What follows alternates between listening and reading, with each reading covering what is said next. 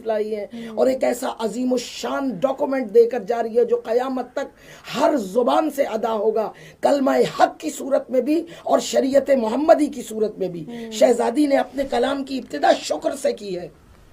اللہ اکبر، الحمدللہ علی ما انعم والشکر علی ما الہم والثناء بما قدم۔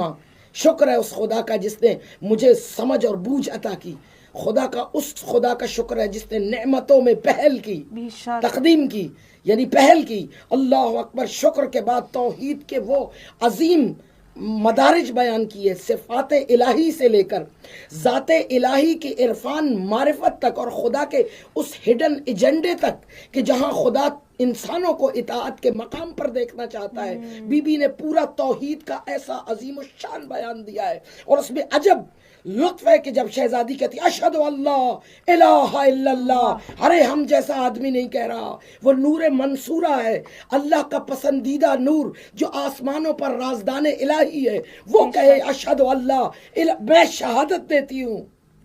شہادت کے معنی آپ خوب میں شہادت دیتی ہوں کہ خدا کے سوا اور کوئی معبود نہیں۔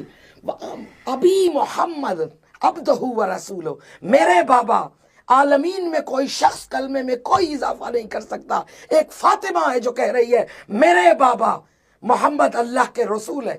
اور اس کے بعد توحید کی باعظمت ترین ایسے دقیق فلسفیانہ نکات ہے اور ایسے عارفانہ نکات ہیں کہ اس کے لیے 3 پروگرام بھی ہوں تو میں اس کو شاید احاطہ نہ کر پاؤں۔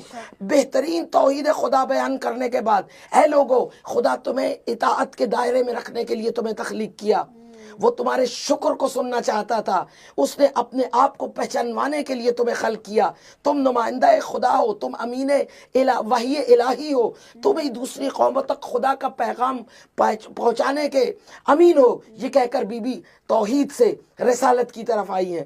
عقیدہ رسالت کو کس خوبی، کس خوش اسلوبی اور کس لطف اور کس عشق اور کس دلربائی کے ساتھ بی بی بیان فرماتی ہے کہ جب نیستی وحشت کے پردوں میں گم تھی، اس وقت میرے بابا کا نور عین عروج پر تھا۔ پھر بی بی فرماتی ہے کہ اس وقت